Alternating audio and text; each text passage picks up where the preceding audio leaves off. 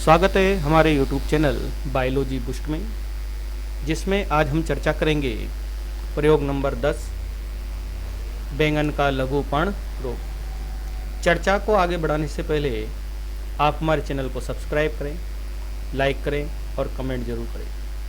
आइए हम चर्चा करते हैं प्रयोग नंबर 10 बैंगन का लघुपर्ण रोग कि किस प्रकार से प्रायोगिक पुस्तिका में इस प्रयोग को लिखा जाएगा।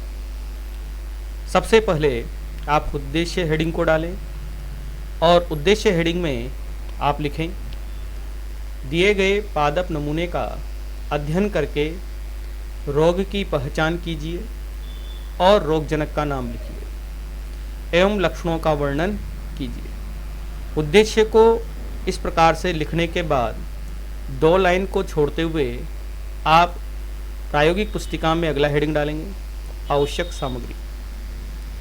आवश्यक सामग्री में आप लिखेंगे संक्रमित पादप का भाग, वेस्कुलम, कैंची, चाकू, सुई, चिमटी, कॉटन ब्लू अभिरंजक, ग्लिसरीन आदि।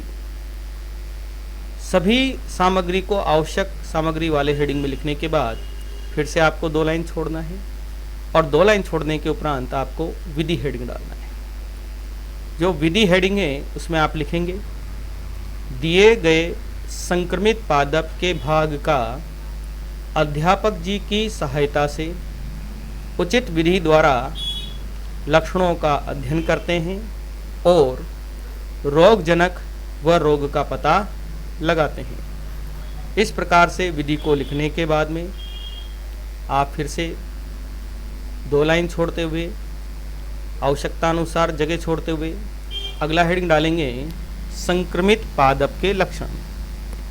संक्रमित पादप के लक्षणों में आप सभी लक्षणों को पॉइंट टू पॉइंट लिखेंगे, जैसा कि आपको दिखाया गया है।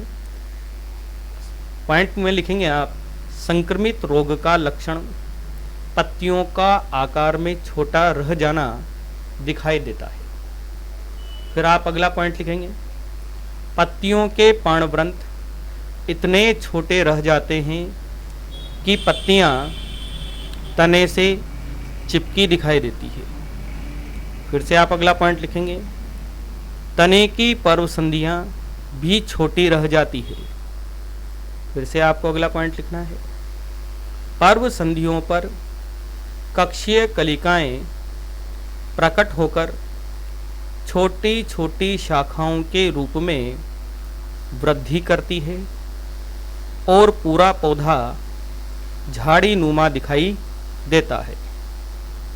फिर से आपको अगला पॉइंट लक्षणों में लिखना है, सामान्यतया संक्रमित पादपों पर पुष्प नहीं बनते और यदि बनते हैं तो हरे रह जाते हैं। इसी प्रकार अगला पॉइंट आप लिखेंगे, फल प्राय बनते नहीं हैं और जब बनते हैं तो आकार में छोटे व कठोर रह जाते हैं। इस प्रकार से इस हेडिंग के अंतर्गत आप सभी लक्षणों को लिख लें और लक्षणों को लिखने के बाद में प्रायोगिक पुस्तिका के जो खाली स्थान है उसमें एक सुंदर स्पष्ट नामांकित चित्र बनाएं, जिसमें आप प्रदर्शित करेंगे कि लघुपर्ण और संक्रमित लघुफल जैसा कि लक्षणों में दिखाया गया है। जरूरी नहीं है कि पूरा ही चित्र बनाया जाए, आप किसी टहनी का चित्र बना सकते हैं जिसमें संक्रमित लघुपर्ण लगे हुए हों और संक्रमित लघु फल उसमें बैंगन के लगे हों। इस प्रकार से सुंदर नामांकित चित्र बनाने के बाद आप कंटिन्यू करेंगे और अगला हेडिंग डालेंगे, रोगजनक का नाम। रोगजनक के नाम में आप लिखेंगे फाइटोप्लाज्मा, ये इसका रोगजनक है।